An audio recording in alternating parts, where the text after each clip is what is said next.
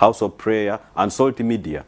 All roads will be leading to Mbale to pray for the nation, to pray for our sins, to pray for everything, to pray for our nation, Uganda. So I call upon all of you, wherever you are, whether within Uganda and outside Uganda, join us on 30th in Mbale to celebrate that day. The prayer will be led by our own pastor, Pastor Aloysius Bujingo. We welcome you on that day. 5 days, I still remind you, we are counting down 5 days. Many things have happened during the week, and if I could highlight some of the things that has happened during the week, good or bad, there are very many. The incident in Kasese is still unfolding. Many things are still coming up. Investigations are taking place. Many arrests have been made, and we are yet to see what will happen in the next 1 week or 2 months. ADF is becoming a big threat in Western Uganda, but the government of Uganda, through the Ministry of Defense and other security agencies, are doing its best to make sure that there is peace in that region, so that the people of Kasese and the neighboring district can be able to enjoy the peace like the rest of the country in the whole world. We have seen the death, or we've heard the death of Supreme Court Judge Madam Arach, and what has happened up to now is not yet buried, but we hope everything will be okay.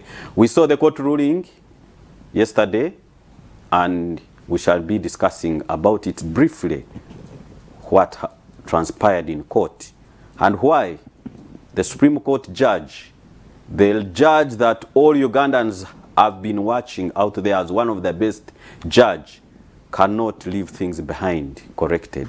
We shall be looking at this. But in the studios, as I told you, today we have our own guest. He's not a guest now. I would call him a dialoguee who is ever with us every Saturday here. And without wasting much of our time, I want to introduce to you Doctor. As I told you last time, doctor is not a doctor. Don't ask me, please, I want to get some medication. He's not a medical doctor. Dr. Gerard, the floor is yours. Greet our viewers and tell us what has been good or bad of your story. Yeah, thank you very much, Mr. Kajang Moses, my host today. Greetings, our esteemed viewers from across the country. I'm so happy with the feedback I'm getting from across the country. Beginning with my home in Amisindwa, Buyende, where, you know, people are really watching this program, and I thank you so much. We always have to praise God for being here every weekend, because so many people perish, but God has been merciful to us. So let's wait for the 2 hours. But you asked me about yes, the bad of the week. For me, the bad of the week is the senseless deaths in the DRC, you know, pushed by the ADF, that I believe is not after taking power, but promoting foreign agenda of terrorism. This is so bad that Africa still continues to shed blood, despite the efforts we have tried to ensure that the country is at peace. So for me, that's the bad of the week. Yeah, that is Dr. Gerard. Dr. Gerard, thank you very much for your input. Dr. Gerard, before we go into today, we shall be discussing about the security lapse cited in. But before we go into the main topic of the day, today we woke up this week in sad news of the death of the Supreme Court Judge Arach, and we are seeing what is unfolding as far as her death is concerned. The family is divided. Where to bury, this one says we bury this side, this one says to. But yesterday there was a landmark ruling, and the family agreed that they let be buried in a neutral place, in a Catholic cemetery. I want you just in a few minutes to talk about this saga. Do you see people now would be having some confidence in court to see that a judge dying without leaving a will behind? Yeah, if I recollect well, this justice of the Supreme Court passed on Saturday morning last week, and although we submitted our condolences here, we did not discuss the subject because we never anticipated what unfolded in the course of the week. First of all, I once again send my sympathies to the family. But of course, like every Ugandan, I am kind of upset with what has happened. Of course, not everyone makes a will. And in this case, we don't know whether she had a will regarding property only or also the place of the burial. But the few facts I know is that when they got married with the Ambassador Amoko, each had their own children from previous relationships, and therefore they lived together as married, and then Ambassador Amoko adopted the children and raised them like his own children. So it kind of disturbed me when I saw these children raised by the ambassador denying their father, okay, an opportunity to bury their mother in their home. So to me that was so painful. But of course, where there are conflicts and families fail to agree, the reason we have the judiciary is to play a role of arbitration, and then we get a solution. But to me, it is really sad that there are two homes, but they have to go and bury in a cemetery. Because what is it there that they have to fight for the body of? And I think this is a perception, something that should change. I see in Uganda, when someone is alive, no one cares. But when time comes for bury, I see people running. It happened with, may his soul rest in peace, Bob Kasango, yes, the lawyer. Remember, yeah. When a family from Tororo came to steal the body after church and ran with it, then they were intercepted somewhere in Kayunga, then the body is grabbed and taken to Fort Portal. So, but it was a lesson. You know, in Africa, people think that you make only a will when you're old and you're about to die. But if you're a student of law, you can always advise that even if you have your one plot of land, you keep updating your will. And probably this one will solve certain things when you are no more. So it is so unfortunate that this has happened, and the court has come in for the family to agree where to go and bury this lady, and certainly not in his home. Yeah, thank you very much, Gerard, for your input in that story that really is still running during the week. I think may her soul rest in eternal peace. Gerard, another thing which has been happening during the week is the president. Finally, the prayers has worked for our president, Yoweri Kaguta Museveni, who has been suffering from COVID-19, corona. And you remember last time when he was addressing Parliament on the budget day, he said now he's an expert in the fight, Mzee Kijana, in the fight against COVID-19, corona. What is your take about His Excellency the President? Now he's a free man. He took whatever it is, including the booster. He's very strong. He looks very strong. And the people who are talking about is in ICT, where I don't know where he was put in the hospital in oxygen and other things they were saying. But we pray to God that the president now has come back to do his work. No, actually, what Ugandans didn't follow is that the president was not in ICU. And if you look at the behavior of COVID, if you are immunized, okay, the impact of the infection on your body is not as severe as someone who was never vaccinated. So even when the president was going in isolation, he didn't say he was very sick. The president was working, and I recall on the budget day he addressed us on Zoom, and everything was very, very clear. So the president, we welcome him back, that he is able to physically do his work. But what I can assure you that he had the infection, but he was not sick, something that would prevent him from doing his work. So nevertheless, we want to see a health president, because the health of the president has an impact on the stability of the country. Therefore, for me, I'm happy that he's back and the rumor mongering is not moving on a lot. But what I know, he was working, and there are certain things like we predicted that are going to happen, like cabinet reshuffles. He has been complaining about security people stealing money for LODUs in Karamoja. So I expect a number of actions that are going to take place when he comes back. Doctor, I want you to also to tell or to assure the people outside there who are watching this program, the dialogue, today on Saturday 24th, about the issue of the fear out there. People are fearing that they may go back into running battles, you know, the 2 years and 3 years which we went through since 2019 with the fight against this disease. Do you see any threat to come? Or what message would you give to people out there to get prepared for such a thing? First of all, globally, the World Health Organization has declared that COVID is no longer a global pandemic. Okay? Now, many people have suffered from it.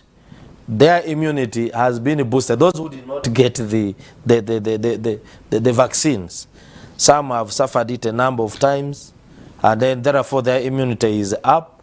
That's why you find so many people at times suffering flu, but no one is admitted. Some of those are COVID patients. So I don't expect another lockdown because of this COVID. And even if you go to Mulago, I get information that you'll find about 2 cases, and most of these cases you can find maybe one severe one, and maybe this person has other underlying causes. Therefore, maybe my message is to Ugandans is that I don't anticipate any lockdowns. If you follow the budget of the country is geared towards recovery efforts, and you saw the projection is a 6% growth. So I don't believe that you will project 6% growth when you're going to close the country. I wouldn't believe in that. Thank you very much, Dr. Gerard, for your input in the stories that have made the week. You're still tuned to the dialogue, the political talk show that comes every Saturday, and we are going ahead to make sure that we discuss most of the areas. So we are joined in the studio. Now I have a full panel with me. I think I will start with the Honorable Mogol Stephen Mauku. I think that name you will pronounce it yourself. Member of Parliament for Kabweri County. Member of Parliament for Kabweri County, and is with us. Honorable, you're most welcome in the studio. Thank you, and thank you, viewers. I hope it will be an interesting dialogue for the next 2 hours. May God bless you all. Honorable, we started with an issue of being that you tell us the good or bad story of the week. Would you tell us what has been one of your good stories or bad stories during the week? A good story can be two, but majorly that there has been the designation of members of parliament to various committees, and one of which is that I as a person have been designated to that committee of public service and local government. From my committee I've been serving for the last 2 years, but where I am an expert, that is tourism, trade and industry. But because I'm a seasoned trade unionist too, who wants to serve workers of this country, being taken to that committee is a plus of public service and local government. And one of the main aspects I'm going to handle is the public service pension scheme, which has been taken back, where I also hold a lot of expertise and exposition. So that is good for this week. What is bad is the massacre of the children in Kasese. That has been really incredible. And I hope it is part of our dialogue today. Yes, this part of the, We shall debate. discuss it and see which way forward. How do we go? How do we move? Thank you very much, Honorable. Again, we have a Pan-Africanist who has also joined us, Ndugu Daniel Rugarama. Yes, He's a Pan-Africanist. Greet our viewers and tell us good or bad of the week. Good morning, comrades, wherever you may be watching us from, and a good morning to my fellow panelists. My name is Rugarama Daniel, but they prefer to call me comrade. And I'm the chairman of the Pan-African movement in Uganda. And the rest, there are a number of them. I will not go into them now. Now, the good and the bad, I will just mention really what has happened this week, and depending on which part of the fence you are sitting, then you will determine whether it was good or bad. One is and yet another incursion of what is presumed to be the ADF. My colleague Honorable here has talked about it. I want to believe probably Dr. Ifon, when he was concluding his remarks, he could have also alluded to it. And it reminds us, of course, what happened some years ago at Chichamba Technical College. Yes. Certainly that cannot be good news, but to the perpetuators, probably that was good news to them. You know, people are weird, you know. Then we have had President Trump troubles increasing. More indictments are coming his way, and I don't know if that one is good for the Republicans or Democrats. And I hope the politics in America now, as it is very interesting. Like Schwarzenegger said, that they are not voting for, they are voting, whoever is voting against. Then we had on the African continent, we had the panel of the 7 heads of state who moved to Kiev and Moscow to pursue peace negotiations.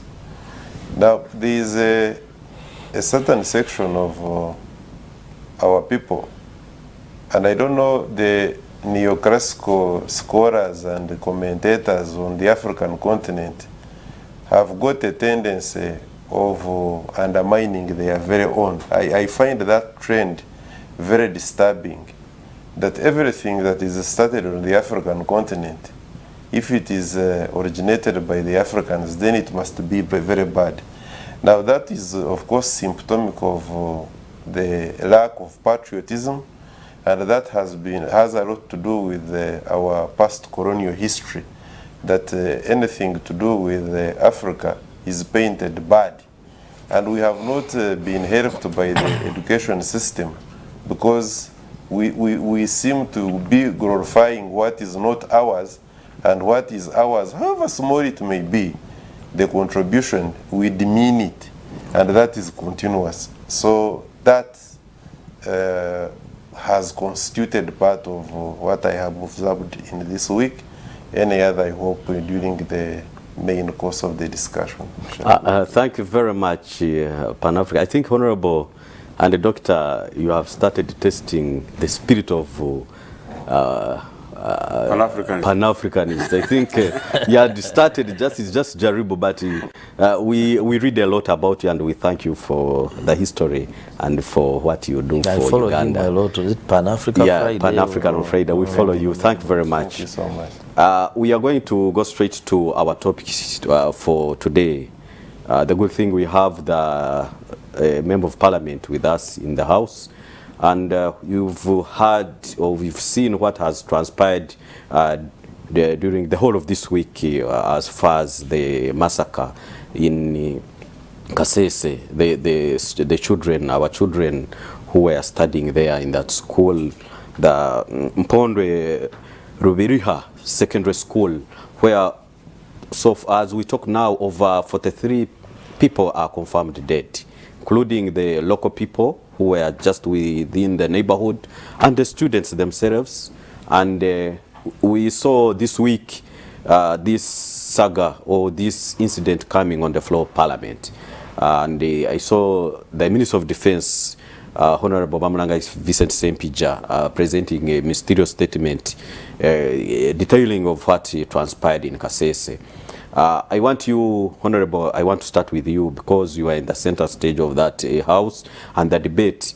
And where do you see us going now? Because there is a lot of fear in Kasese district and in the neighboring area.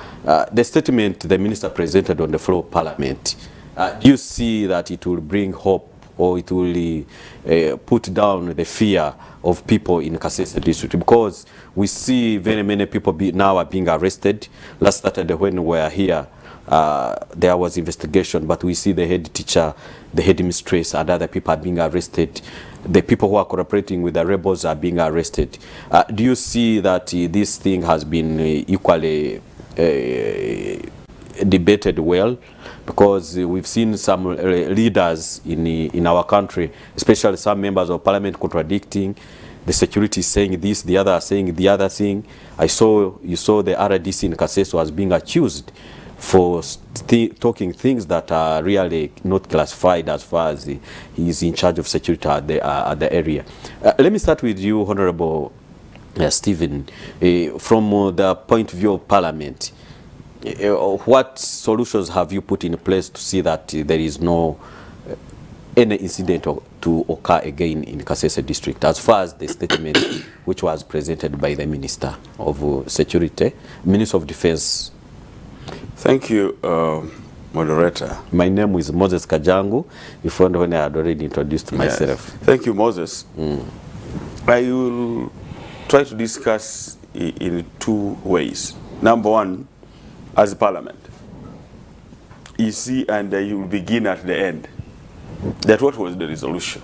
The resolution was that the members on the committee, on defense committee, have to go on the ground for a fact-finding mission. What does that mean?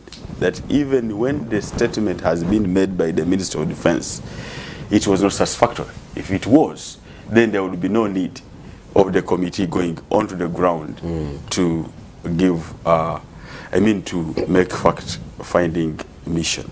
But that said and done, even when the committee goes and makes those fact-finding mission, again we go back to the Minister of Defense to implement. So by and large is that as Parliament, we found gaps in that the statement alone cannot give comfort to the entire public that all is well. However, as military, they have done a lot of intervention. As defense, they have done a lot of intervention, in that they have done even some hot pursuit, which I suppose should be really embraced by the international community and the regional, because we must flush out these rebels. They have, I don't know whether they are real rebels or I don't think I can even call them rebels. Rebels have a certain purpose. They want to take over government. Or what? These ones, I don't think they want to take over government. They are just causing hegemony to people and run back.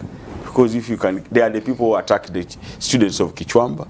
Again, they come and attack students of very junior children and massacre them. I even wept when I really saw that video when they were slaughtering those children who have caused no. So I think overall is our parliamentary position, even after what comes, what I suppose we shall have to resolve is to ask the government to collaborate with the international community. So there is hot pursuit, and these people are flushed out. Parliament, in the last financial year, we passed a resolution. We also passed it in the budget to make 100-kilometer road into the Congo, and not only on that side, but even the side of Arua side, purposely for business, but also for security reasons. The problem we face as Uganda is that the borderline with Zaire is really hostile in regard to infrastructure. So that's why these people find any time to come and attack. And more so, in the terrain of Kasese, those hills and whatever, there is always a problem. But that said, where is the investigative, the intelligence machinery of this country? Both ISO and ESO, they should have done better than that. They should always know what is happening in the other camp. Even by arresting all these other people, I think the intelligence people are the ones to be arrested first. Why did that happen? So I think those are some of the areas we saw as Parliament that we should go down to the ground and investigate further. We may get more information that may be concealed by even the Ministry of Defense for safety. But as Parliament, all that information shall be got. Okay, thank you very much, Honorable. If I can turn to Mr. Rugarama, a Pan-Africanist. Honorable has also talked about the spirit of these people who are fighting. They want to take over government. And we see what happened in Kichwamba. Up to now, we are still mourning our children who were killed in Kichwamba. Now we are seeing the same thing happening in Kasese, in Pondwe. These children were killed. What is the motive of these people? I wouldn't say that you are the spokesperson of the ADF. If you want to take over power and you kill people, where do you want to come if you want to be the head of state or something like that? Which people will you rule? I think if you can talk in that perspective. Also, as you give in your views, the Honorable has said that they will go on the ground, the Committee of Defense will go on the ground to investigate further. But we have seen, yes, we do some investigation, but at times these reports end up in the shelves and they are not implemented. I think when you are talking about this incident in Kasese, try to look into that, into those two areas. Thank you once again. The history of our present government, the NRA and NRM, now UPDF, is such that a small section of people, about 27 then, took up arms because they were protesting against misrule. When they went into the bush and later on when they captured government in 1986, they had a 10-point program, which later expanded into a 15-point program. One of the main points in the 10 and the later the expanded 15-point program was peace and security. The backbone of our current leadership under His Excellency Yoweri Kaguta Museveni is not just maintaining peace and security in Uganda, but as history has shown, it is also extending the same peace and security in the neighboring countries. Depending on how we want to term that and look at it and describe it, it still comes the same thing. That upon taking over government, we had majority of the eastern part of Uganda under rebel activity. Kwenye was very active. Arsalakwena was very active. But after some time, I think the entire northern part and eastern part of Uganda are extremely now very peaceful.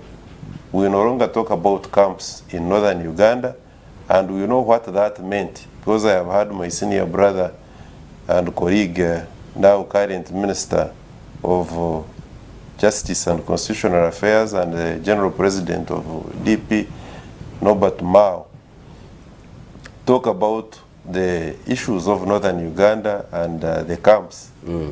The entire group, parliamentary group of northern Uganda, we know how they fought tooth and nail the Betty Bugombe then to go into peace talks, dangerous peace talks at that time. Therefore, when you look at NRM, the point I'm trying to make is that NRM has been known and is praised, among other things, for maintaining and keeping peace within the borders of Uganda and outside the borders of Uganda. The ADF is not a new creation. We have had ADF, I think, now close to 30 years, about 20-something, 27 to 30 years. And what they have done in the past is not so different from what they did recently to the students in that secondary school around Mpondwe border. It is also honorable to admit when you make a mistake that there has been a mistake on our part. I have listened, immediately I listened to my senior comrade and friend of ours, the spokesperson of Defense and UPDF, Brigadier General Felix Koraije, and later I had an opportunity also to listen to Deputy Spokesperson Fande Kano Deo Akiki. Specifically, Brigadier General Felix Koraije admitted and used this phrase that when you are in a football competition, however good you may be, there can appear a lapse and the goalkeeper concedes a goal. When a team concedes a goal, it does not mean that the entire team, or the team for that matter, is a poor team. But it happens. And in this particular case, that's what happened. I want to further submit that UPDF, wherever it has gone, has exhibited characteristics of a mighty force. They have done a wonderful job. Even the recent killing and overrunning of our camp in Somalia yes, does not in any way mean that UPDF is weak. But of course, when you are in a certain position whereby your comments that UPDF is weak will earn you political capital, you'll go ahead and say it. And I'm not in any way on this television to suggest to our audience that UPDF is immaculate. No, they have got their own program. I mean forts. And the commander-in-chief, the president himself, said it. So we are not creating words. When he was at Chankwanzi, he said that I have got information that some of our people, instead of taking the most qualified people to go and do what they are supposed to be doing, this is not a honeymoon. This is war. You must take the most capable. He promised that he's going to look into it. At the same time, the intelligence component that my senior brother here has talked about could have done a better job. And I think that is what Felix Koraije was talking about, that we have considered, we admit. Somebody in this particular case, although however alert you may be, because you know, for instance, we hold America to be the most mighty of the militaries, globally speaking.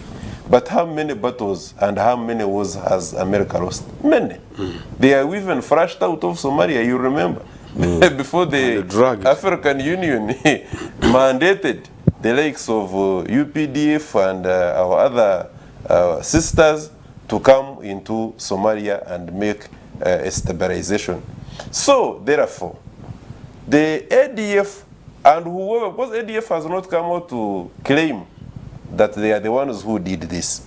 Probably there is a new rebel outfit, because DRC is a beehive of all sorts of rebel activities, not just because it is a big country, but because of her history, which has also got something to do with the leadership. That the leadership has not been so strong, and maybe probably we can thank His Excellency Tshisekedi this time around for the visionary approach to the affairs of DRC, in the sense that he has been at the helm of inviting the forces, the East African forces, to come and participate in making sure that they promote peace and security in the country.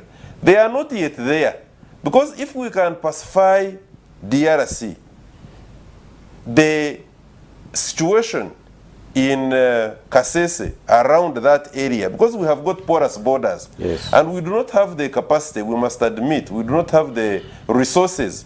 Honorable, here we tell you that the defense budget is well and above any other budget. But all that money, save that some other monies could be, there could probably be leakages. You know, some of these things, we fear to talk about them, but they could be leakages. That whoever is entrusted with the responsibility actually does not put the entire money to the use to which it was supposed to be used.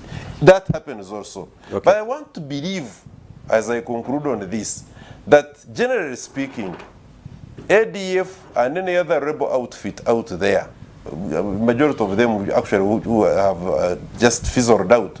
Decimated is what Kik Deo talked about. But probably that was a little bit too high. But bottom line is that the little I know about the military is that when an enemy is being beaten badly, yes, there is a tendency of making statements. This could be one of them. That if you are telling the entire population that we are decimated, that we have been scattered, this is the statement we are making. We are still there, and we are able to make such horrendous activity like killing innocent children. Now, finally on that, the kind of battle that rebel activities engage in is not necessarily is not conventional, that we are going, because conventionally speaking, ADF cannot have the weaponry and the skills to engage UPDF in a conventional war, not ground battle forces, not air, because they don't have that capacity. All they can do is to do what they did in Chichamba, what they have done in Mpondwe, so that the population can lose morale. Because you have had the politics of Kasese. Politics of Kasese, they have been voting against the government. Why? This is another statement. We are dissatisfied with the amount of security you are extending to us. You remember what used to happen in northern Uganda. They were completely and also voting against NRM. Why? They were making a statement. We are not happy with the kind of security that you are extending to us. The ball game has changed now. Okay, thank you, Mr. Rugarama. If I can turn to my neighbor here, Doctor. Doctor, do you think this incident could have been avoided? Because like what the two colleagues have said, that there was enough intelligence network in the district. There is ISO, there is everyone is at the ground. And even the school, according to the information we have, is surrounded by security. Do you think this thing could have been avoided 2 hours inside the massacre of the school? And no police could even hear a bomb blast, could not even hear somebody crying. Do you think this thing could have been avoided, given our security and given the money which they give to the intelligence network? First of all, I want to agree with my colleagues that intelligence is the first line of defense, because when you invest in intelligence, you are able to detect before these kinds of things do happen. But also, you know that the strategies that they employ, as he said, of using fewer numbers. Like in this case, I saw the commander of the Alpine Brigade.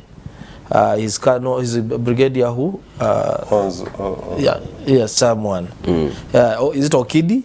He was saying the number was about 5 of them.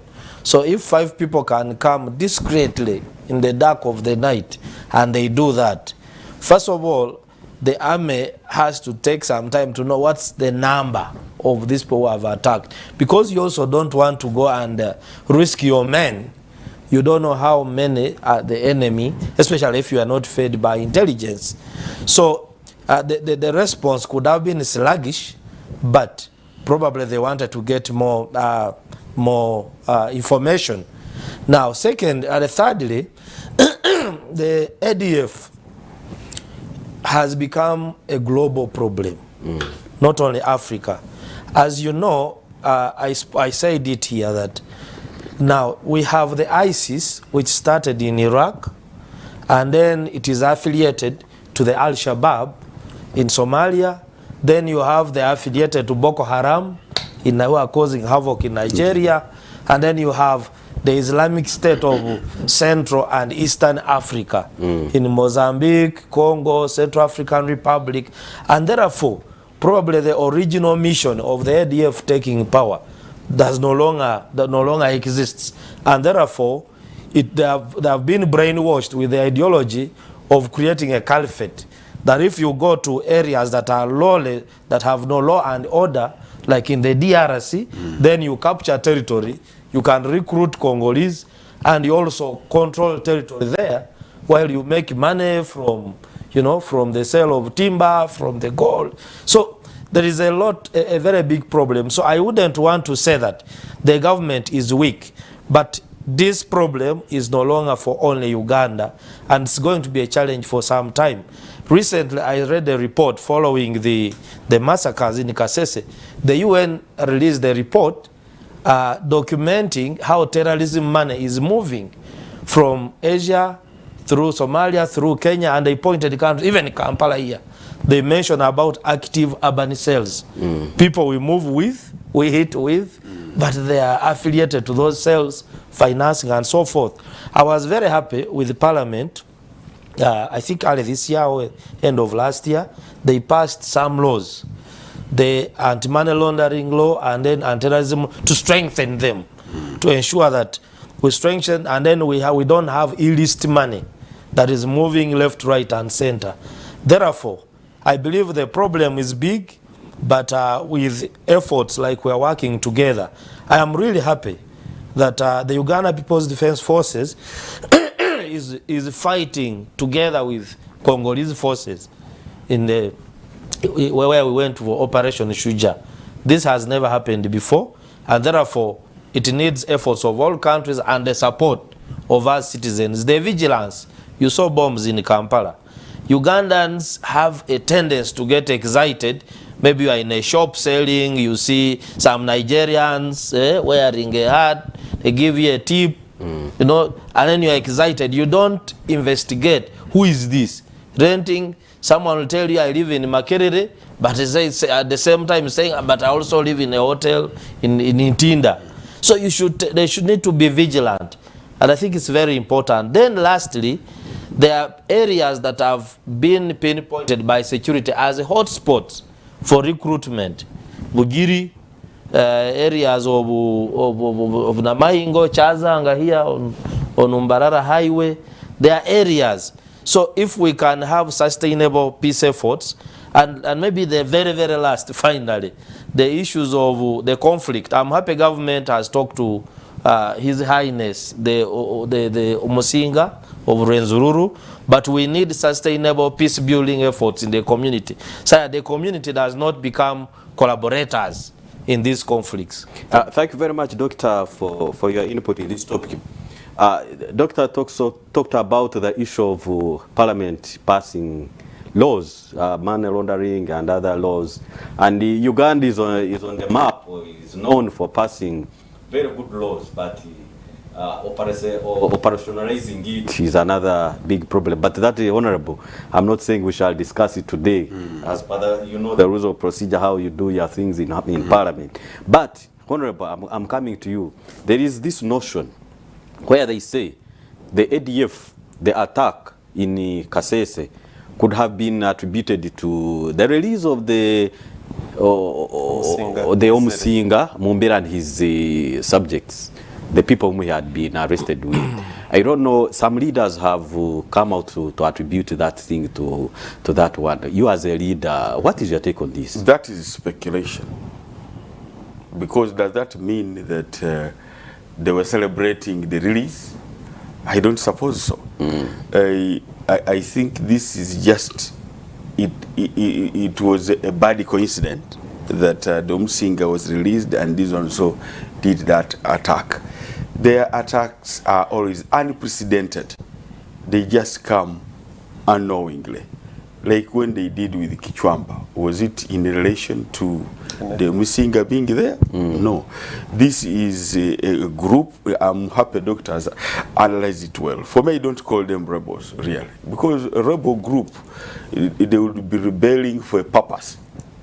But these are like Al-Qaeda, Al-Shabaab, just killing people innocently and making, because you can see even in a short, hot pursuit, UPDF was almost finishing all of them. You can imagine. So they are not organized at all, and that's why we should really concentrate. And now that UPDF is fighting alongside the DRC army, these people must be flushed out. Whereas we can have a debris of them within the cities here and there, we should make sure that the appetite for them to regroup is not there at all. Otherwise, the scare they put to the populace is terrible, despite the fact that UPDF today, I think, stands tall, could be the strongest army we have on the African continent, because it has been tested both within, regionally, and internationally, within Africa. And for example, it has stabilized Somalia. It did a lot of work. I agree. Recently, when we were in Chankwanzi, the president told us two things. One is corruption. He said the major thing is corruption. So that the vice of taking welfare officers to what would be frontline areas for purposes of getting just money is corruption in any case. And that's why some of the commanders have been arrested in the case of Somalia. Even here, some of the commanders should be arrested. How this incident happened, most especially for me, is the intelligence. Because truly, how could these people, you can't say 5 people can come and drive out all those people quietly without knowing? I don't suppose so. They could be more than the 5. Because why should the intelligence now tell us after? So to me, they knew the 5, they knew the ones who were coming. How did they know they were 5? Yes. Yes. So and they say they spent 2 nights in Kasese. So those are questions. So when the intelligence tell us like that, when the reports, that's why as Parliament we said, okay, if you say they were few, then it means there were some. So we need to know who are these responsible people who should have really acted but didn't act. They are now acting after the action.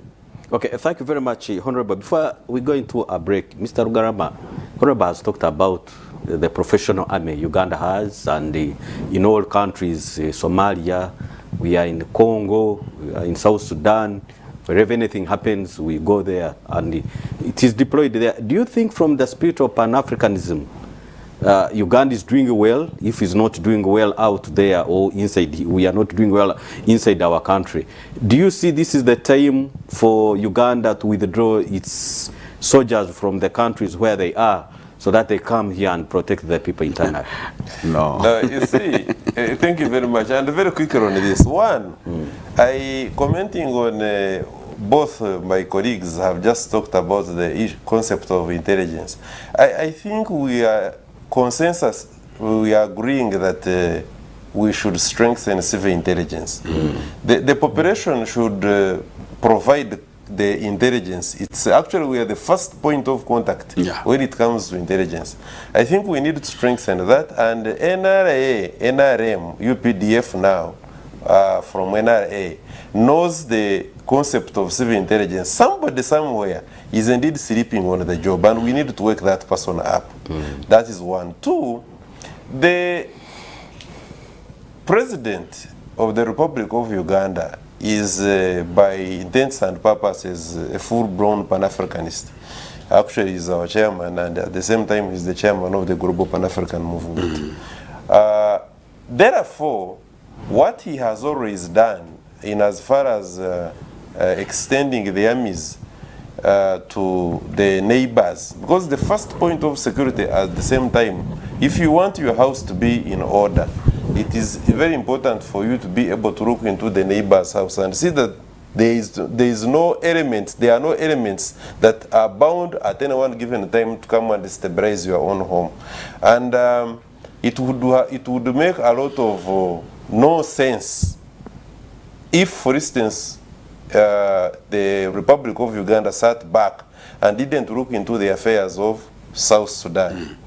I can tell you that if we had not entered South Sudan, there would be no peace in Uganda. Yes. But and therefore, the number of times that UPDF has gone into, and you wait now, by the way, because when you look at the history of DRC, remembering that this is a country that was personally carved out as a property of Leopold II. Later, when Leopold II got tired, he handed it over to Belgium. Later, when Belgium got tired of exploiting the colony, they created some semblance of democracy. Emir Patrice Lumumba came, they assassinated him immediately. He didn't even go to 1969 Organization of African Union Conference along with his colleagues, Osejefo, Dr. Kwame Nkrumah, Julius Nyerere, etc. Later, after murdering him, they brought a stooge, Wazabanga Koko Mobutu Sese Seko, whom was actually not a president in the sense of the word, but a conduit through which a combination of CIA and Belgium, which had assassinated Patrice Lumumba, were exploiting DRC. DRC was not designed to maintain peace. It was designed for purposes of exploitation. And they have been doing it through the umbrella of UN under the gaze of MONUC and MONUSCO. Therefore, I want to say that the UPDF stabilized Rwanda. You know what Rwanda had become. UN failed. UPDF stabilized Burundi. We can now see where Burundi is. Okay. Yes. Okay, thank you very much, Mr. Garama, for your input in this topic. Our dear viewers, you are still tuned to The Dialogue, which comes away every Saturday from 10 to 12 noon. In the studios today, I still have a researcher, a politician, and a Pan-African. We are going to go for a short break, but when we come back in our second hour, we shall be discussing about the MOU, which NRM, the ruling party, signed with the leaning opposition members of parliament. How are we going to look into it? Is it constitutional? Honorable, we shall start with you. And you will tell us whether it is worth. Don't go away. You are still tuned to Soul Television program, The Dialogue.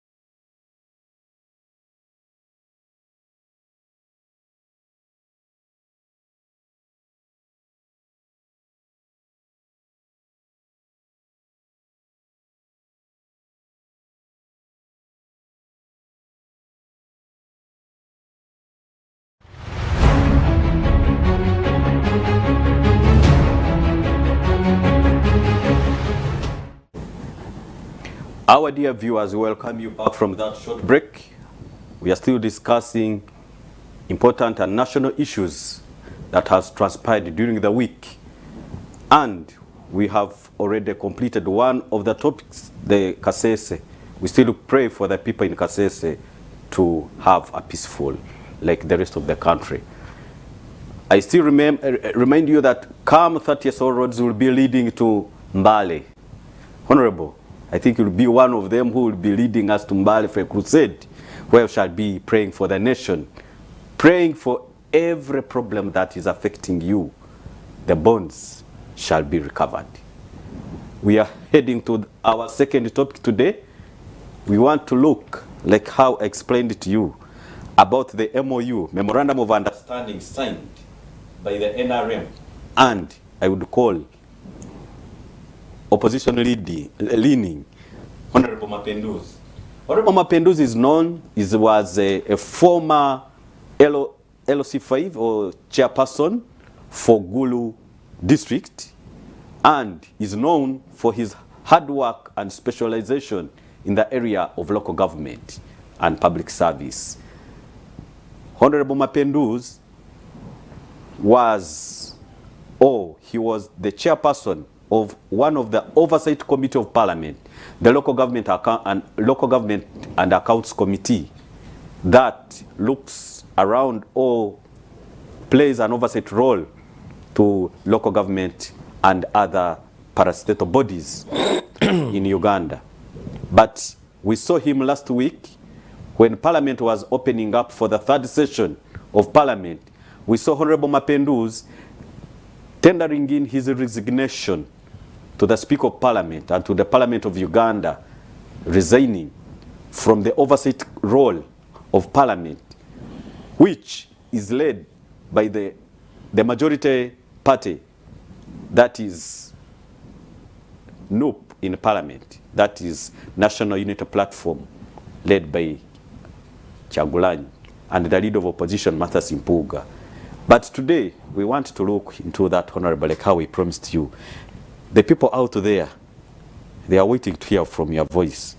Before I go to Doctor, the researcher, and my colleague in Rugarama, the Pan-African, we have the person who makes the laws in Parliament. And like Dr. said, that very good laws, we have seen very many laws being passed on the floor of Parliament. Others are being returned. You don't know why are they being returned, or you hurry to pass these laws. But that one will be another topic, Honorable, to talk about. But Honorable, we see, what does the law say about somebody, a politician, signing an MOU with another party that they are not at par? Okay. The floor is yours. Let me start this way, that I'm seriously conflicted on this matter. Yes. Because as I told you that I have been designated on the Committee of Public Service and Local Government. And the Honorable Mapinduzi is now going to be my chairman. So as I discuss this, I'm discussing that is a conflict of interest. I'm discussing but as somebody who is astute at that and independent in mind, I have this to say. First of all, Honorable Mapinduzi is my good friend. I first met him when he was campaigning, first time in Gulu. So we are friends. And I think we are going to make a very good committee. Now, there are 2 or 3 things. Number one, was the law broken? I don't suppose so. Because Honorable Mapinduzi was not sponsored by any party to come to Parliament. Neither FDC, nor NUP, nor NRM. He came as an independent. And we have almost all independents apart from 2 are members of Parliament who have not signed memorandum or affiliated themselves to any of the political parties. There are only 2 from Teso. I think Honorable either a Balu or whatever. In fact, there is a name who they used to give them in the last parliament. Yes. I'm yet to... About the independent of the independent. yes, I think those are, even when we are looking of the Dean of Independence, those are the people who are supposed to be, who have no cooperation at all with any other. But even when you sign a cooperation with a party, I don't think it is anywhere in the Constitution that you cannot withdraw. It is not stated anywhere that you cannot withdraw. That once you sign a cooperation agreement, you can't withdraw. And that makes you be a member of that party. No, you don't. Even when you are voting, I can tell you for us in the NRM, even when you were in Chankwanz, and we've passed a resolution, even the NRM independents who are cooperating with us, we don't allow them to vote. Because then that is not an NRM caucus.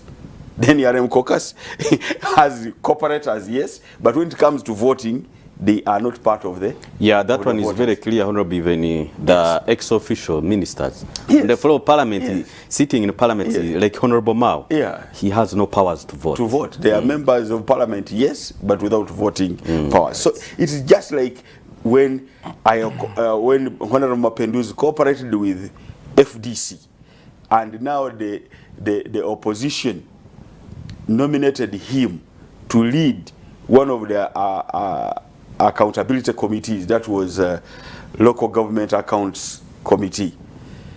If he found himself in conflict with them because of an integrity issue, it was not a leadership issue.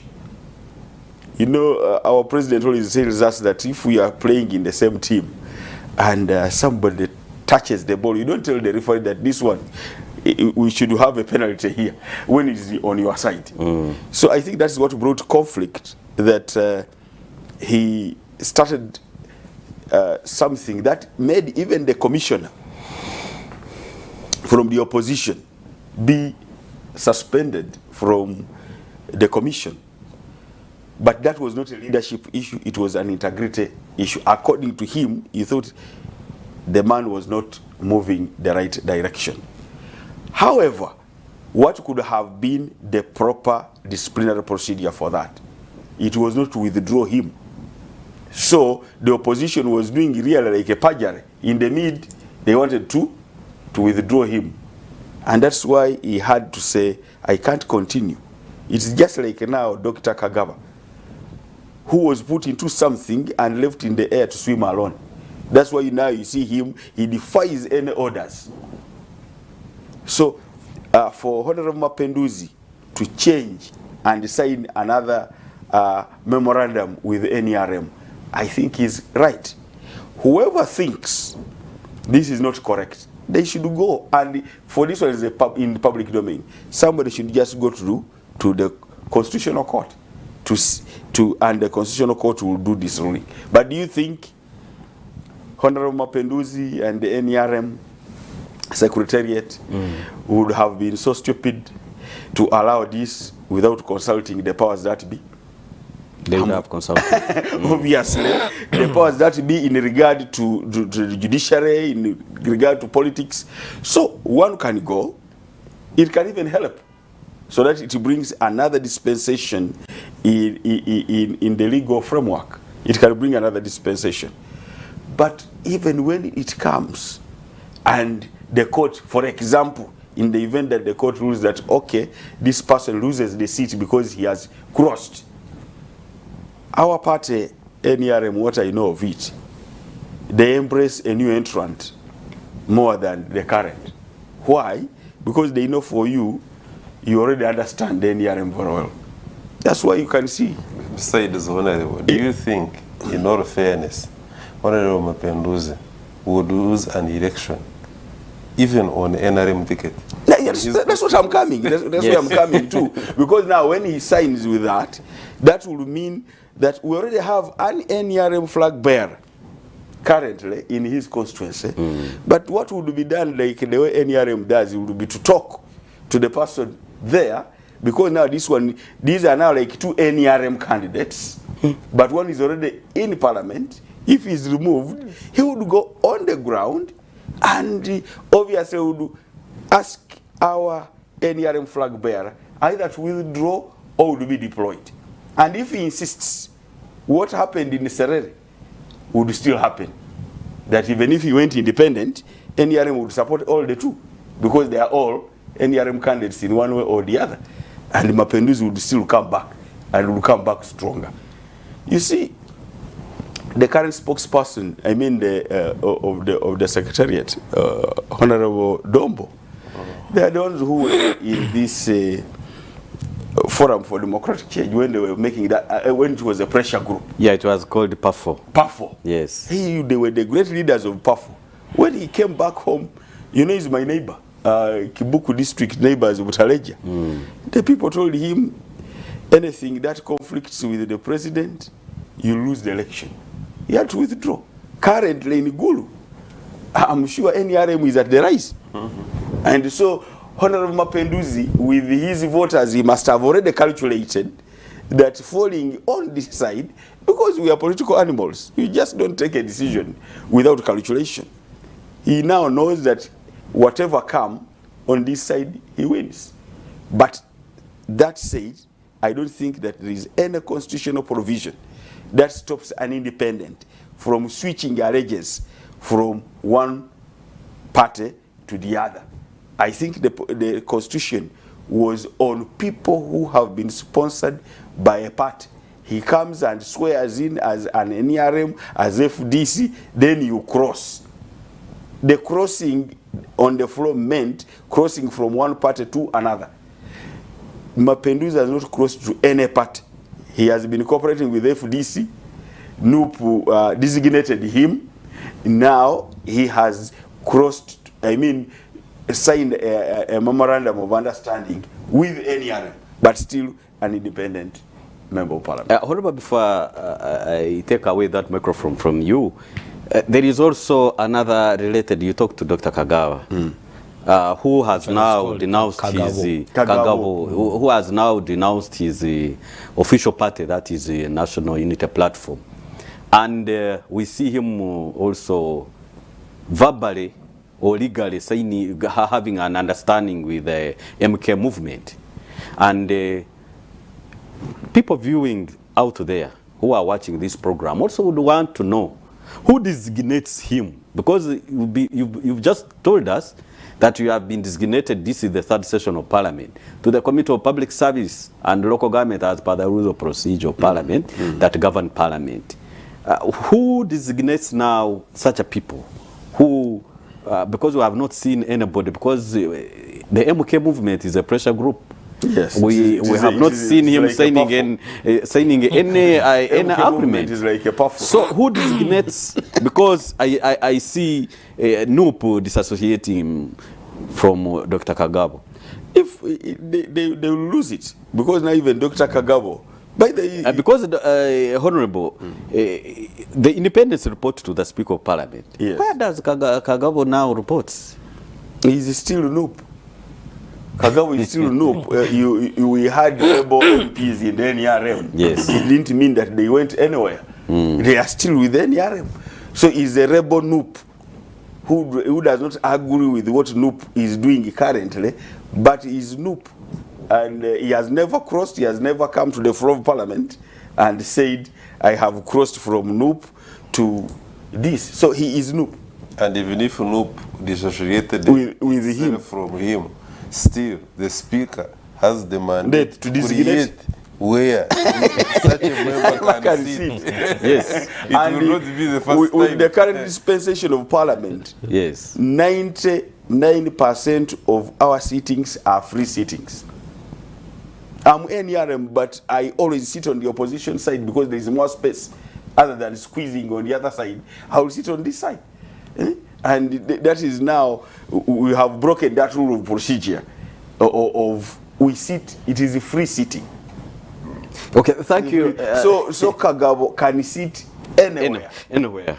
The Speaker has the power, yes, and the mandate to allocate a member of Parliament because is his or her worker. In fact, all these others are doing it on her behalf. Yes. Okay, let me go to Mr. Rugarama. I don't know, is there any constitutional crisis in as far as what we are discussing now?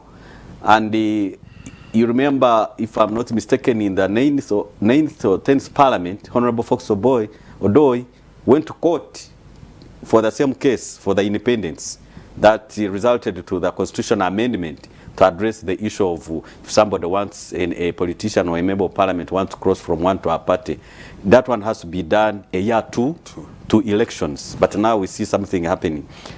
If NRM or if FDC, we see doing the same, because we are seeing almost something knocking on the door. Dr. Kangabo is knocking on the door. Do you see any constitutional crisis as far as the memorandum of understanding is concerned? Are we going to see a member of parliament thrown out by a party that brought him to parliament in case such a thing happened? Let me say that the nature of politics, generally speaking, on the African continent is a little bit disturbing in the sense that since we don't own this mode of political activity, the kind of democracy that we talk about so greatly is not ours, is not homegrown, is not indigenous. We are, in majority of the cases, finding ourselves on border crossings. And you don't know whether this leg, the left leg is in a foreign land, or the right leg is in the actual territory. And we have been moving like that for such a long time. But the beauty about our judiciary is that, the constitution for that matter really, is that those who have doubted and they have got the spirit of testing the constitution have gone ahead to test the constitution, and you have correctly observed there are quite a number of constitutional petitions that have seen the corridors of constitutional court, and the court has pronounced itself over such matters. I want to believe and agree with my senior brother here Honorable, that when a candidate is not sponsored by any given political party, then it would not just be correctly, I mean it would not just be wrong, but it would also be legally wrong for anybody to say that such a person therefore is bound by all that there is in as far as a candidate sponsored by a political party would have to go through.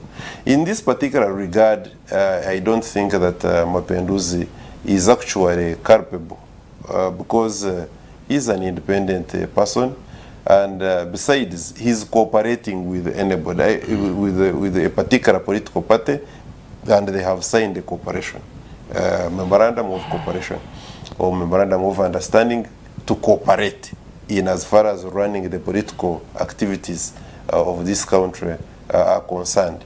He's not the first one.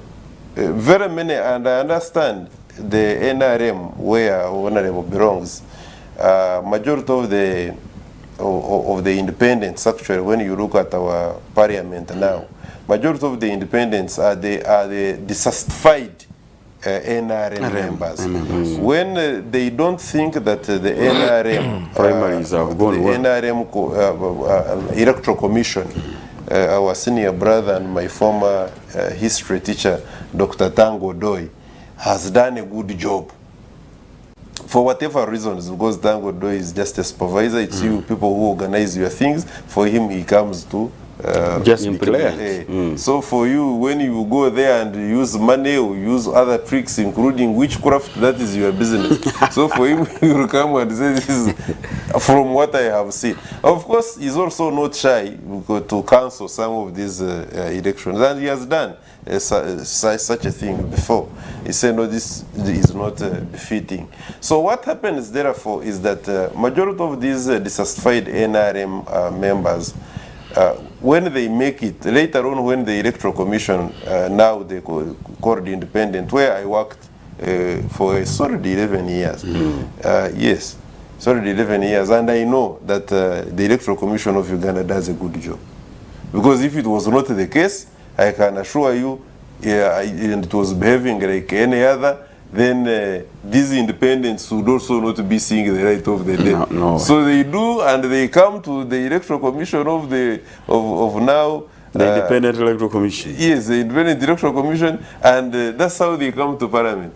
Even the opposition, by the way, the opposition members of opposition also come to Parliament simply because of the impartiality and neutrality and the good work that the Independent Electoral Commission does. That cannot be the doubt. Because if the Electoral Commission was in cahoots with whoever participates in rigging, I do not think, and this is not supposed, by the way, that Electoral Commission, our Independent Electoral Commission of Uganda, does not have problems. No, they have. They have also. They have. But they are doing, even amidst those challenges, they do a fantastic job.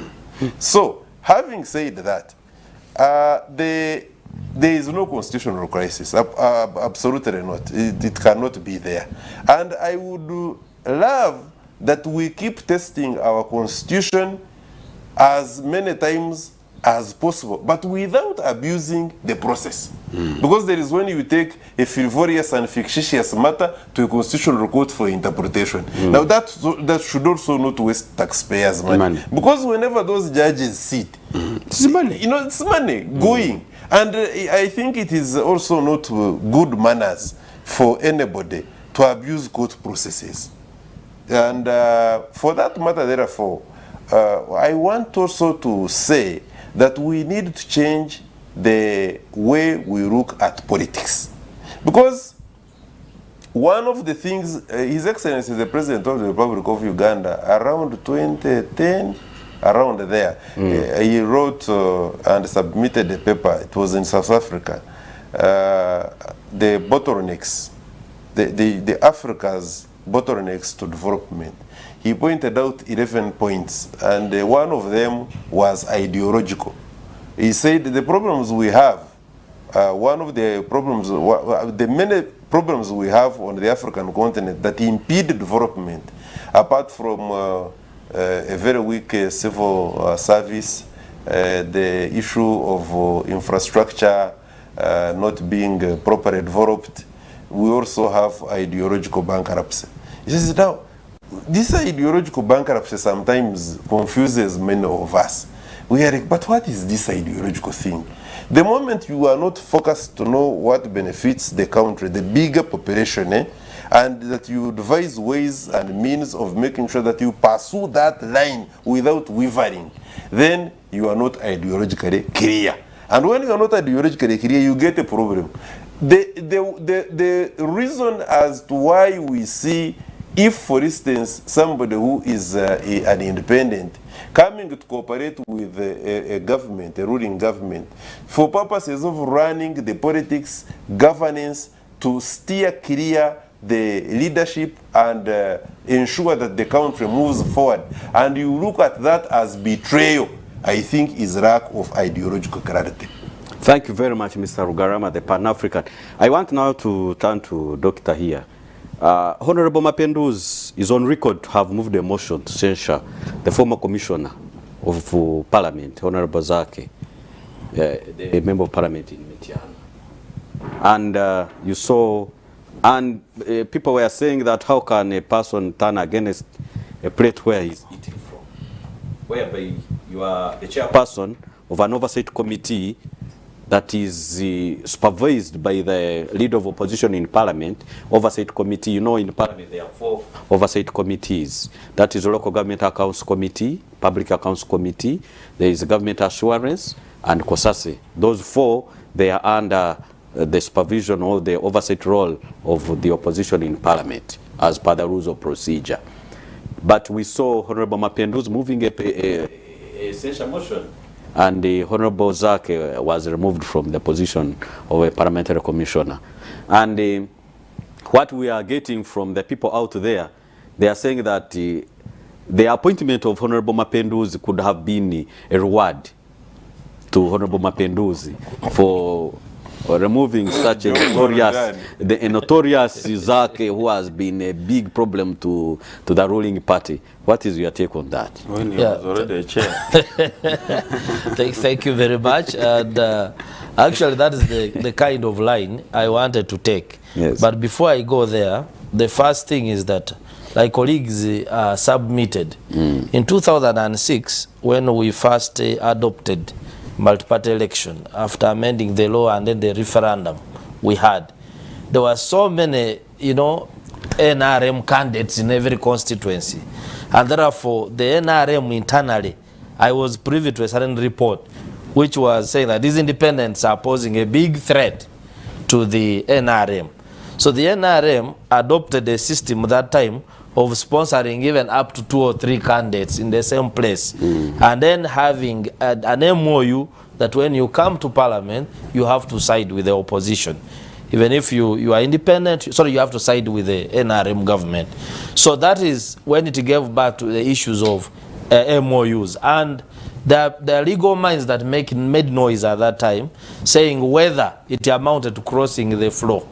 But eventually, we did not have any legal interpretation which said they were breaking the law. And therefore, that signing an MOU to cooperate with the, if I sign, I'm a Mugisu, if I cooperate, if I write an MOU to sign with a Mugwere, that I will cooperate with Bagwere, it doesn't mean I have become a Mugwere. So basically, that is how it was looked at. And therefore, Honorable Mapenduzi's crossing has no effect. Does not violate that law. However, I'll look at this in the perspective of the politics right now in Acholi. As you know, Honorable Mapenduzi was FDC. He chose in this election to be independent. And now he's gradually gravitating to NRM. So if you look at the north, the government is investing a lot to ensure that the NRM popularity grows in Acholi sub-region. And if you go now, if you go to Agago, Agago is NRM actually. If you go to Kitugum, you will find Andilamo NRM and Samo FDC. If you come to Acholi, we have some DP, we have NRM, we also have FDC. And then if you go the other side, West Nile is now largely NRM except Obogi. Funga Rose place, there I always see some resistance in that area. The former is a former former member of Parliament of Bongi County. Yes, but I think he's still very influential in that area when I follow. So NRM would not be wouldn't be such daft to look at 2026 that yes, Mapenduzi came, he was offered the leadership of this committee, and then we don't know what motivated him to go and move that motion which removed Zake, because he must have got some motivation that made him to rebel. Actually, that was rebelling against a party that has deployed you. And therefore, if the NUP had to interpret it as indiscipline, and they wanted to take serious action against him immediately, and they replaced him. And the speaker said, no, first wait, it's not yet time. And up to now, Zake has not been replaced because the matter went to court. So therefore, as I don't want to judge Honorable Mapenduzi, like some people on social media are saying, he's after eating and things like that. But maybe he's looking at the political clock, where is it moving? And of course, by NRM giving him this position to chair this powerful committee, I'm sure they are strengthening him. And in 2026, we are likely to see the Honorable Mapenduzi as a strong NRM candidate within Gulu municipality, within Gulu city. Thank you very much, Doctor. I want to come to you, Honorable. Honorable, you've been following the events in Parliament as far as these two, Honorable Zake and Honorable Mapenduzi are concerned, especially and as far as the rules of procedure are concerned. Because the Oversight Committee for this the leader of opposition and his shadow cabinet and the chairpersons of oversight committees, they are supposed to serve for 2.5 years. Then they replace or they retain them. But when this incident happened, we saw the leader of opposition sacked, if I would use the word sacked or suspended, Honorable Mapinduzi. But when it came on the floor of Parliament, the Speaker guided, he said, no, our rules of procedure say ABCD. So there is no how you can remove somebody from the chair when his term of office has not ended. So we saw Mapinduzi continuing with his work after moving a censure motion against Zake. Honorable, that's why I want you to guide the people who are viewing us out there. How is it different this time, Honorable Mapinduzi? And he was the same speaker who was seated in the same chair, guided, but this time he did not say, please, you cannot resign before your term of office ends.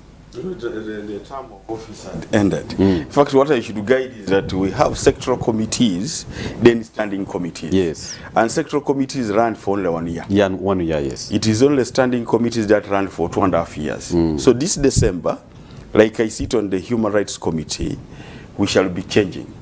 So those committees run for 2.5, so you can only change or run the 5-year term on one. But for the sectoral committees run year after year. Now, what happened? Honorable, like how you have explained, I think people out there also need to understand these things very well. There is a standing committee in Parliament, and there is also an oversight committee. An oversight committee is that committee that gave you the 4. Then there is also standing committees which also run a period of 2.5 years. I will give an example of the Human Rights Committee and the HIV, the committee in charge of HIV. Those committees belong national economy. Yeah, those committees belong to NRM, but the other 4, the oversight, belongs to the opposition. Yes, the oversight. You can continue, Honorable. So the other time, Mapinduzi, for example, had not resigned. This time, he resigned. So the other one would be taken as perjury if you stop in the middle, because the mandate to withdraw, though remains with that of the opposition, but must be authenticated by Parliament. You remember what had happened to Abdul Katuntu also. And Abdul Katuntu, when he was being removed from PAC, when they brought Honorable Mugati Gwabata. It was also stopped on the floor of Parliament that you can't until his term ends. So that's the clarity I can give. But just to agree with my brother here, the doctor, Public Service Committee is one of the most powerful sectoral committees in Parliament, because you oversee the entire government. All ministries or whatever, because people who are in public service. So it is a strong committee, and like you say, first of all, Honorable Mapinduzi, I think, was voted as one of the best local government.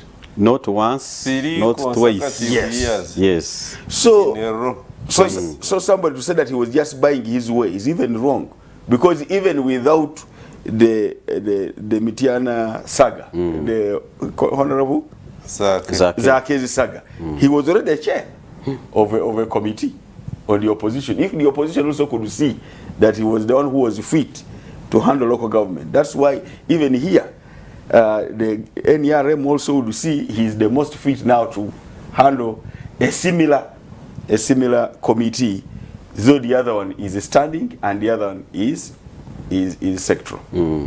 So I think he is going to do a good job. And I can tell you, in the Parliament, they also choose, they look around and see which brains will work with. You will find that a number of people have been removed from Public Service Committee. And they put those they feel that can work together and do a good job. Thank you, Honorable Stephen. As a Pan-African, Mr. Mugarama, I want to come to you. You've read the history of Uganda in the past. You remember the Kabaka Yeka. You remember the DP, those days UPC. You remember how members of parliament crossed the house from this side to the other side. Was it the Vingeras? Yes. Yes, the Vingeras. They crossed. I want you, as a Pan-African, in comparison with the 1960s and the current MOU. How different are those two? Because we still operate under Commonwealth laws. Yes.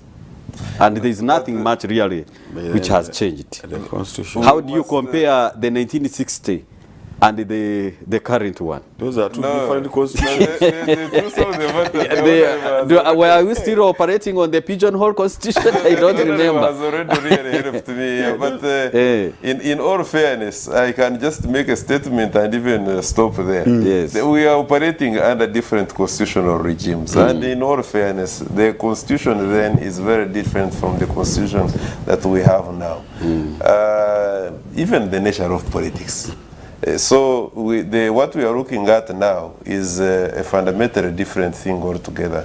That the kind and the type of crossings that we are talking about, which the aggressive engineers of that time did, is different from what you would describe as crossing this time around. And we have been moving around this crossing business. And at the end of the day, we agree that this is not the crossing in the real sense of the crossing that the parliamentary Act, for instance, envisages and the Constitution. Because if we take the case of Sema Penduzi, we have made a conclusion here, and correctly so, that he never crossed. But the people outside, they are discussing on the Marwa port. We'll talk about him crossing. You see, it becomes difficult, therefore, when everybody wants to claim expertise in the politics. You know, people have got areas, and I think Parliament it should be given a plus, because they try, when you are being assigned committees, and they try to look at your expertise, area of expertise, and then they push you there. And I am told that you can also go and change. You say, no, I feel my abilities actually fit here. So it's important that we do direct positive energy to certain areas where that positive energy can be utilized. Yes, I wanted also to mention something about some of these disciplinary measures that are taken in Parliament. I watched carefully, and I was following the issues of my young brother, Honorable Zake.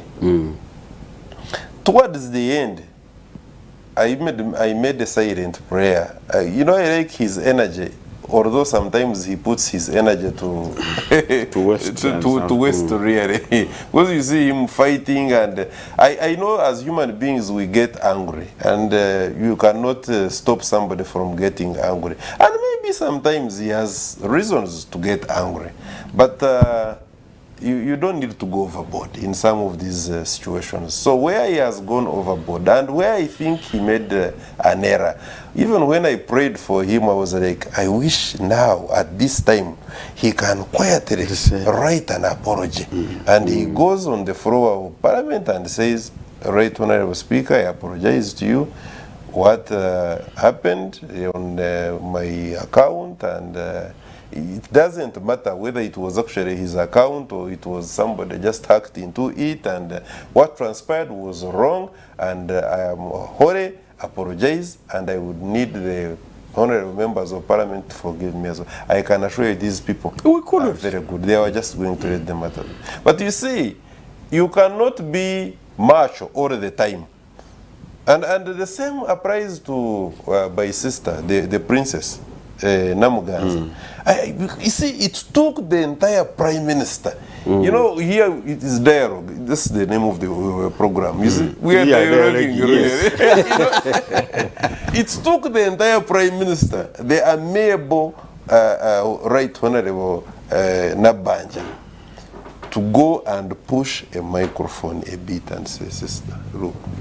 No, don't go there. And if I may keep in slowly, no member of Parliament has come on the floor of Parliament to say sorry, and Parliament does otherwise. Parliament, once a member of Parliament says, I am sorry, but on the floor, you see that Parliament cannot. You know, this is a TV. You know, we have to mention these things, but this TV is a Christian TV. You see? And I think one of the cardinal principles is the forgiveness concept. I do not think really that these honorary members of parliament are so wicked that somebody comes with a contrite heart and say, look, and you say you don't even have to be wrong. This is why that's where we get it wrong. Yes. Even in our homes, by the way, I don't know how many times men out there, those who have sustained their marriages, the wives say so many things, and the man says, you know, madam, I'm sorry, let's risk this matter. Even when he's not wrong. So in the same light, really, I think what we have experienced in Parliament, where members have come up and say, okay, if this is how you are behaving, no problem, we shall sacrifice you. So we can avoid so much by coming with a contrite heart and mentioning just one simple word. Members, I'm sorry. I hope this is not going to happen again. I want to chip in there. Yeah, you are allowed there. Thank you, brother. Like I've said, that in the history, no member of parliament has come to say sorry, and parliament goes ahead to criminalize. And in most cases, even when a member of parliament goes to court, he wins that case, to mean that he may not be wrong. But to dispose of that hurubalu, what you just have to say is that whereas you may have conceived that I have done A, B, C, D, it is not correct. But for the purposes of this house and for continuity, I'm saying sorry. That if I've wronged anybody or whatever, let us go on. Let this matter rest. Yes. Many have done so, and it has gone well. But I wanted also to add on the issue of crossing. The Ibingira group. The 60s. It is the cause as to why Parliament had to change. Or why the Constituent Assembly had to change. Then Parliament later on, after constitutional appeal, had to put this provision that you can only change after 4 years. Yes. Because they were putting the works of the parliament into jeopardy. Yes. You confuse the entire Do you know what could have happened with the NUP and the DP group? If we had left it like that, you saw a DP block crossing going to NUP.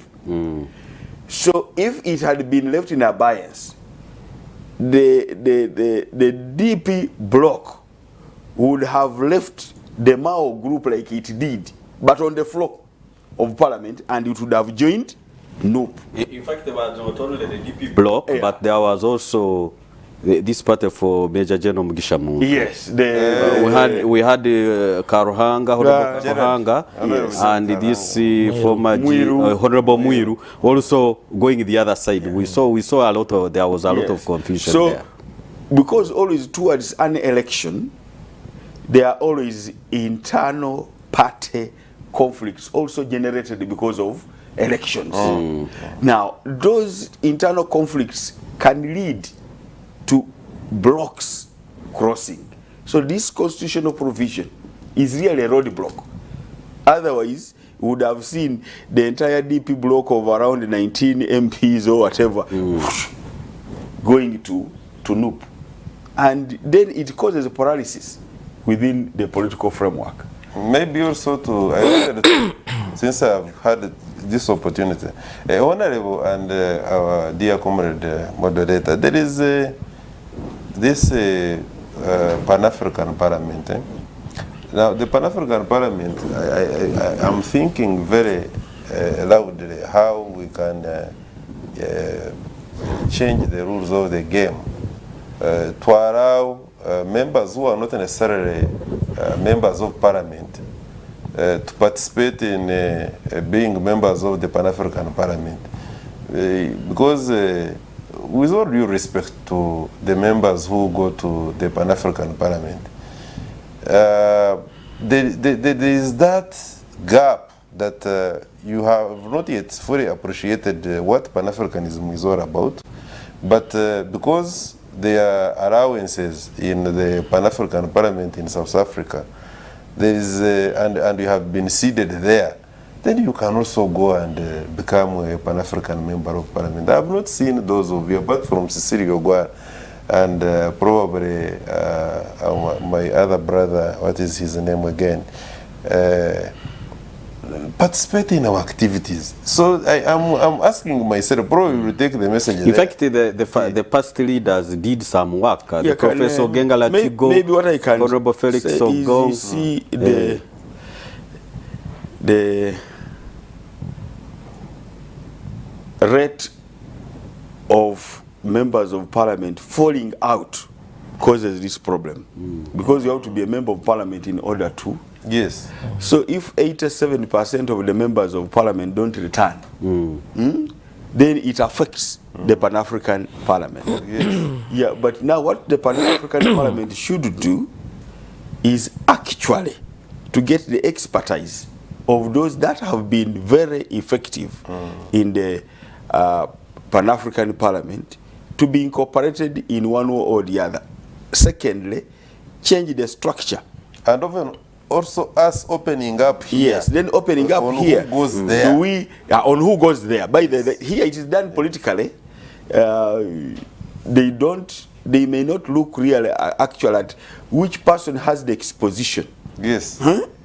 You just find anybody has gone because the NRM will send 3 people, opposition will send, opposition will send 1, and the independent will send 1. Yeah, I think those are also another good topic for discussion when we shall be able. But do we have this forum in Parliament? The Pan-African Forum, like we have all these others, or you want us to create one? It's not. Yeah, should do. It's a proposal. Let's talk about it after. Yeah, after. So that is Pan-African. I think that it is very hot inside here about the Pan-African spirit, but to my understanding and the people out there who we think together, it's like these positions were created as a token of appreciation, because the Pan-African, they say it's a parliament that doesn't bite even if they pass any resolution. If we could come back down to the East African community and the rest, and the parliament and the national parliament, but that is something which we shall also discuss. Like what they say after here. We shall discuss parliament. But let's come back. But let's come back here. Yeah, we shall discuss parliament. Yes. The Ugandan parliament, the East African parliament, the Commonwealth, then the Pan-African. As we conclude the show, honorable members, I want to, Doctor, we come back to the other topic of the Mapinduzi. Yes. Are you going to see? Yes, we have talked, we have done everything, and you have seen Honorable Mapinduzi is a real worker. Is a worker. We have seen what he has transformed the Gulu, now into a level at a city level. Do you see any reform, good reform coming through the committee of my colleague here, Honorable Stephen, to help the services, bringing services near to the people? Are we going to see Mapinduzi coming up to some reforms? And you also sit near him. Be sure. Because we are seeing the decentralization is becoming, people are not getting services. Now, this is my take on this. A parliamentary committee can do an extremely good job. But the issue of service delivery has so many players. Some of these are ministries. Yeah. There are those local governments, the capacity of local governments to deliver. We have challenges with fighting corruption, salaries, inspectorate. People are crying. So I cannot say that in 1 year he's going to chair this committee, everything is going to change. But maybe to conclude, because I've seen the time is not on our side, the idea of preventing crossing was a very good idea. But I think it has a certain loophole that we are exploiting, because the movers of this law were to ensure that the parliament operates with some kind of independency, that if you have a significant number of independents of the opposition, they can balance on the decisions that we take.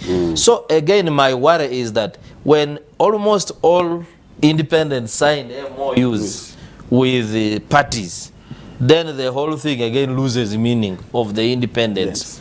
That's why I think certain parties, I used to see the Honorable Norbert Mao saying maybe we should ban this independence altogether, Yes, to allow a functioning multi-party system. Like Tanzania, if there is no independent member of parliament, you No, must. I want to give you information, members. I'm calling you honorable members.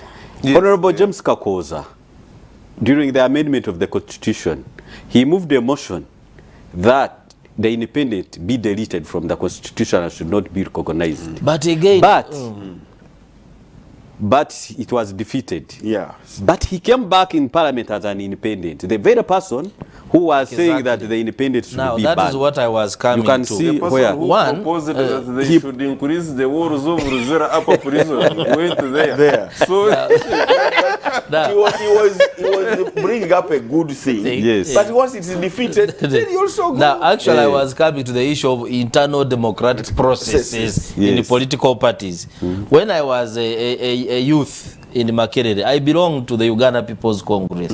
I was the general secretary of the party in Makerere, and I was a delegate to the delegates conference when Mama Miria was elected. But they brought Kanyama, and then I was prevented from attending the delegates conference. They collected people from we know where, then they just endorsed, and then so if you go through such a process and you're a candidate, will you accept the result? And actually, it's when I made a decision, I said, let me first stay out of partisan politics.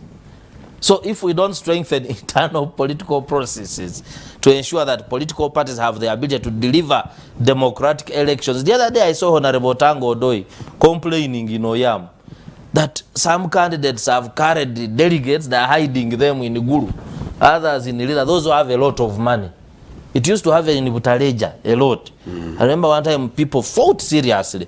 So if you run an internal primaries like that, definitely, if you close a window for independence, you are stifling their democratic rights. Thank you very much, Doctor. I want to come to you, Honorable. Honorable, what do we expect from you, from your committee where you are a member, and now you have a new boss, as far as the decentralization is concerned? You see, this works on public service and in charge of two ministries, that of public service and local government. But the central part of it, the one to handle these other things, for us we are going to handle public service, how people are deployed, the issues of the interns, those ones, it comes from that committee. It is under your docket. Yes. We are now coming up with this public service pension scheme because our old people are really suffering not to have getting proper gratuity and pension. So we are going to handle that, and that is the primary role we are going to handle, and I'm very sure it's going to come out clear. Then we are going to begin with the retreat because we have some old members there, get the reports all, go through. Then the problem, this is a committee which works like a COSAS, because it is dealing with government officials who are highly corrupt, but when they come to the committees with their, you will find them very humane, but the man has taken the money. So it is a very intricate committee, by the way, but as I told you, I'm a seasoned trade unionist, and I understand the role of public service so well. I'm the deputy chairman general of NOTU. So I understand these things very well, and I know it is the reason as to why I have been put on that committee. I think people out there are watching, It's the reason as to why I've been especially the health workers who are on strike, the interns. I think they are expecting. They are. You see, we don't want a one-off sorting. It should be a long-term solution. We want a comprehensive Actually, we program. discussed it here. We said that problem. Mr. Mugar, my brother, the Pan-African, Rugarama, yes. Rugarama, can you tell us exactly what do you expect from this committee? No, for in starters, line with the decentralization, because we see things at the district level it's stuck. No work, money are being taken back to the consolidated fund, yet it is given, money is given late, and there is no supervision almost at the district level. Are we going to see Mr. Honorable Mapenduzi addressing such issues? In my opinion, and I have said this before, wherever I have been given an opportunity on television or radio, where I've said we need to infuse a lot of patriotism and Pan-Africanism in the workings of the local government and other areas. There is a very big problem whereby work at district level is paralyzed simply because of differences. Differences in region, differences in politics, petty politics. And you find the councillors are fighting, they do not make resolutions, they do not, at the end of the day, any slight decision that is taken by the officers, court matters. So it is uncultured to find that, for instance, local governments, and very many of them, by the way, where they would have utilized the money, they do not utilize the money simply because they are timid, and they end up taking this money back. Okay, thank you very much. Thank you very much. Just for the sake of completing our, just a handshake to your neighbor. Thank you very much. Our dear viewers, Practice of this is the dialogue, and we thank you for today, for this show, and I'm reminding you, come 30th, all roads will be leading to Mbale. This is the dialogue. We shall come back next week on Friday from 10 to 12 noon. My panelist, the politician, the researcher, and the Pan-African. My name is Moses Kajangu. Don't go away.